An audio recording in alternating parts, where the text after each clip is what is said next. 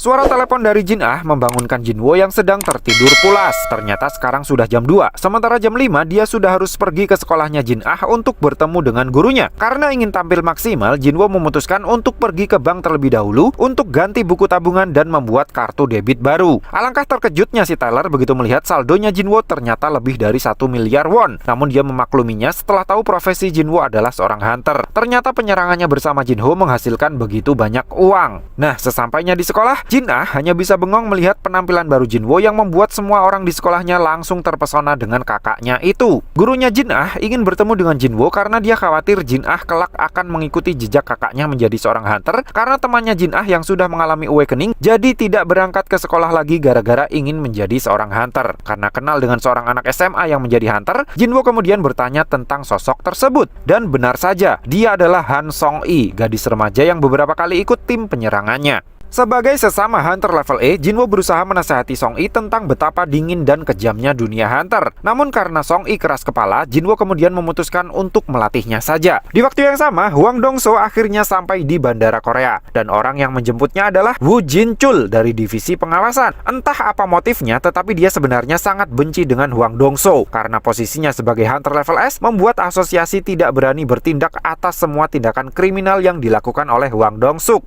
Di tempat lain, sebagai langkah pertama untuk mendidik Song-i, Jinwo mengajaknya ikut dalam misi penyerbuan gerbang level C yang dilakukan oleh tim White Tiger. Awalnya misi yang dipimpin oleh seorang hunter level A yang bernama Kim Chul hanya bertujuan untuk melatih rekrutan baru White Tiger. Namun saat Jinwo melangkah masuk, gerbang dungeon tiba-tiba berubah warna menjadi merah, tapi alih-alih memanggil tim penyerangan utama White Tiger seperti yang Jinwo minta, Pak Min justru langsung menghubungi ketua serikat White Tiger yang bernama Baek Yun Ho yang merupakan seorang hunter level S untuk datang ke TKP. Hwang Dong-so langsung meminta Jin-chul mengantarnya ke sebuah dungeon yang menurut info yang dia dapat baru saja dimasuki oleh Jinwo. Meski tahu Dong-so pasti akan membunuh seseorang di sana, Jin-chul hanya bisa bilang oke. Sementara itu Jinwo dan timnya tiba-tiba sudah berada di suatu tempat bersalju. Lalu dua buah anak panah es tiba-tiba melesat ke arah mereka. Beruntung Jinwo berhasil menangkap salah satunya yang menyasar Song-i. Ternyata pelakunya adalah dua orang elf es atau hyaki. Di luar gerbang, ketua serikat White Tiger Baek Yun Ho terlihat sangat kesal karena Serikat Nasional Korea yang mereka lapori tetap bersikukuh kalau gerbang tersebut hanya level C. Menurut Pak Baek, setelah gerbang berubah warna menjadi merah, pengukuran energi sihir sudah tidak valid lagi. Jika ternyata gerbang tersebut level A, maka semuanya sudah wallahu a'lam. Di dalam dungeon, Jinwo sadar kalau dua hunter terlemah mereka yang menjadi target. Jinwo lalu menjelaskan kepada Song-i kalau gerbang merah merupakan portal ke dunia lain. Begitu mereka masuk, gerbang akan terkunci sampai bos dungeon dikalahkan atau menunggu sampai terbuka sendiri. Sebagai seorang hunter level A, Kim Chul merasa perlu untuk menunjukkan jiwa kepemimpinannya. Karena menurutnya mereka sedang berada di dalam dungeon level B, dia bermaksud membuat tim kecil untuk mengalahkan si bos dungeon. Namun dia tidak bisa membawa hunter level C ke bawah bersamanya karena hanya akan menjadi beban. Menariknya, seorang wanita yang sebenarnya masuk kriterianya Kim Chul tiba-tiba memutuskan untuk pindah ke timnya Jinwo. Karena melihat sendiri bagaimana Jinwo bisa menangkap panah es, si hunter wanita itu yakin Jinwo pasti lebih kuat dari kelihatannya. Di luar dungeon, Pak Min masih belum bisa jujur kepada Pak Baek kenapa dia bisa begitu yakin dengan kemampuannya Jinwo. Sehingga Pak Baek tetap menggantungkan nasib para hunternya kepada Kim Chul yang menurut manajernya yang lain kekuatannya sangat luar biasa. Tidak lama berselang, Hwang Dong-so sampai di TKP. Pak Baek terlihat sangat tidak senang dengan kedatangannya. Dan alangkah kagetnya Pak Baek begitu mengetahui kalau kedatangan Dong-so ternyata untuk mencari Jinwo. Di dalam dungeon, tim Jinwo yang hanya berisi 5 orang memutuskan untuk masuk ke dalam hutan. Sementara tim Kim Chul menuju ke arah sebaliknya. Kim Chul akhirnya unjuk gigi dengan menghabisi monster beruang yang menyerang mereka. Namun saat anggota timnya ingin memotong daging beruang sebagai bekal makanan, Kim Chul malah melarangnya. Di sisi lain, alasan Jinwo membawa timnya masuk ke dalam hutan yang merupakan teritorinya monster beruang, ternyata karena menurutnya monster beruang lebih mudah dihadapi ketimbang para hyaki. Lalu sebagai pemimpin yang baik, Jinwo mengeluarkan beberapa mantel bulu dari inventorinya untuk para anggotanya agar tidak mati kedinginan. Semuanya jelas kaget, dan lebih kaget lagi setelah melihat Jinwo berhasil meng-KO seekor monster beruang yang datang hanya dengan sekali koplokan. Di luar dungeon, Dong-so masih ogah menjawab pertanyaan Pak Baek terkait ada keperluan apa dia mencari Jinwo. Namun Pak Baek akhirnya bodoh amat karena Jinwo sudah masuk ke dalam gerbang merah, kemungkinannya dia akan mati jauh lebih tinggi daripada sebaliknya. Nah, meski di dalam dungeon, Jinwo tetap harus menjalankan quest harian agar tidak dikirim ke zona hukuman lagi. Selesai dengan quest hariannya, Jinwo kemudian terbang ke kandangnya para monster beruang untuk menguji skill barunya sebagai seorang Shadow Monarch.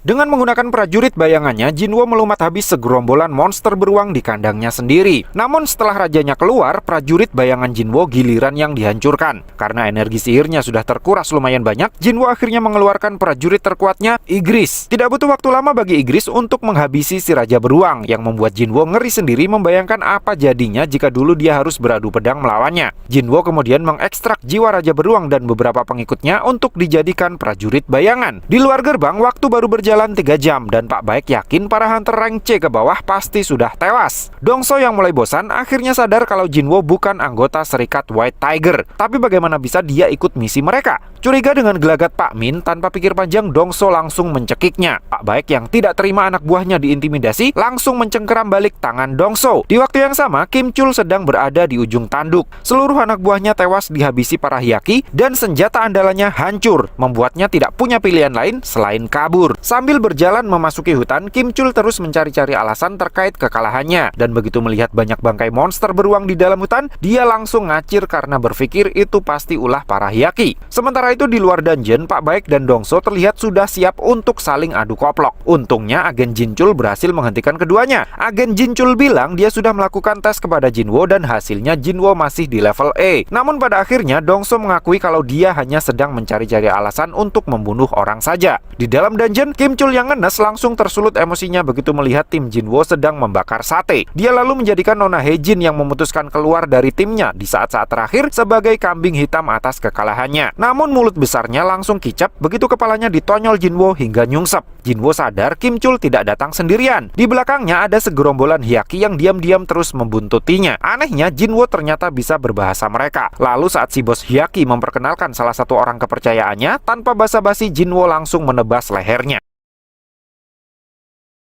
Si bos Hyaki yang merasa Jinwo bukan manusia mencoba untuk mengsepik-sepiknya. Jinwo yang curiga kalau dia dianggap bukan manusia karena statusnya sebagai player, lalu bertanya dari mana mereka berasal dan kenapa memburu manusia. Namun ketika si bos Hyaki akan menjelaskan asal-usulnya, tiba-tiba semacam glitch terjadi. Si bos Hyaki kemudian memperlihatkan pasukan di belakangnya dan merasa sudah menang jumlah. Tapi Jinwo segera mengeluarkan pasukan bayangannya untuk menandinginya. Namun persis seperti yang si bos Hyaki bilang, pasukan bayangan hanyalah trik murahan baginya. Jinwo yang masih kurang pede untuk melawannya langsung bersama dengan Igris merasa butuh satu prajurit kuat lagi. Lalu dengan suatu tujuan dia melempar pedang ke tempat Kim Chul nyungsep sesaat sebelum bertarung melawan bos Hyaki yang ternyata bernama Baruka. Dan sesuai rencana, Kim Chul yang sudah bangun langsung mengambil pedang tadi untuk menyerang Jinwo. Menganggap Kim Chul sebagai ancaman, sistem mengizinkan Jinwo menggunakan Igris untuk menghabisinya. Setelah Kim Chul is dead, Jinwo langsung mengekstrak jiwanya menjadi tentara bayangannya yang baru. Tentara bayangan yang dibangkitkan dari jiwanya Kim Chul, Jinwo beri nama